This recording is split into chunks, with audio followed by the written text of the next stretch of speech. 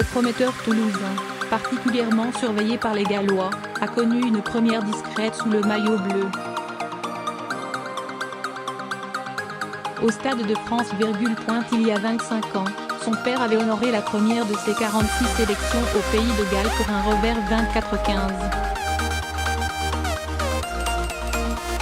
Vendredi soir, au Stade de France, Romain Ntiemak, fils d'Émile, ancienne gloire du 15 de France dans les années 90, a été lancé dans le grand bain international, à 19 ans, contre ce même XV du Poirot.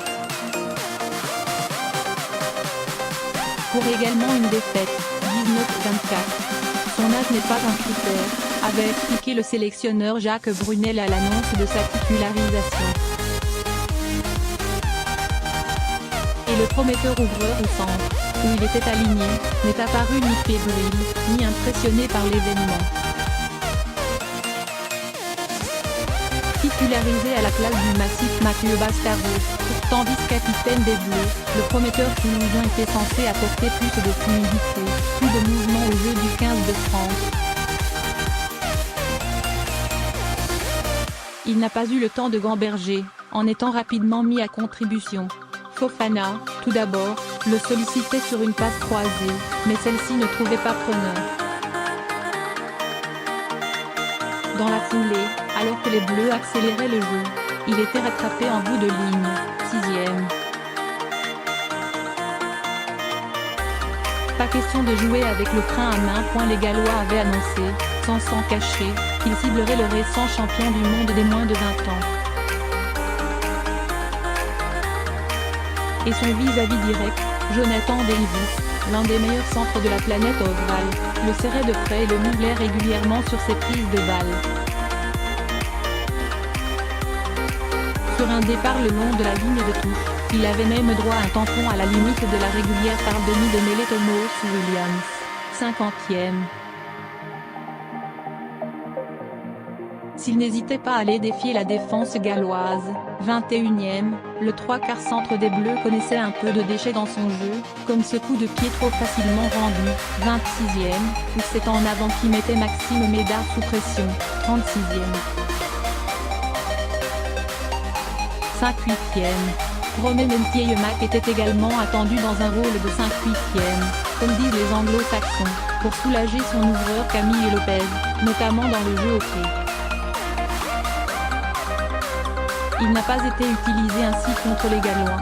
Mais son association au centre avec Wesley Fofana, résolument tournée vers l'offensive, a été prometteuse. Le Clermontois, tranchant et inspiré, s'est mis en évidence au Stade de France en première mi-temps, profitant sûrement de la surveillance rapprochée portée au néo-international.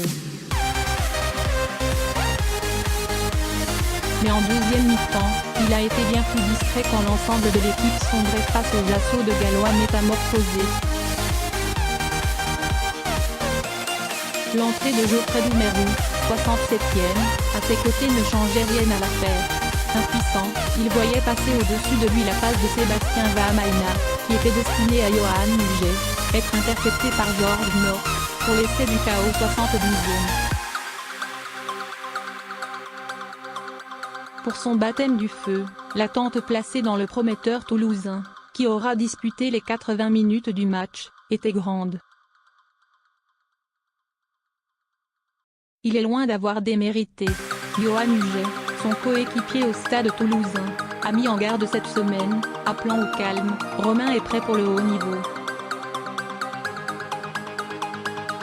Mais il faut lui laisser le temps d'apprendre un peu. C'est à vous, la presse, et à nous de l'accompagner. Servons-nous de ceux qui sont passés par là pour ne pas le brûler. Mais la semaine prochaine, à Twickenham contre l'Angleterre, la marche sera encore supérieure. L'environnement autrement plus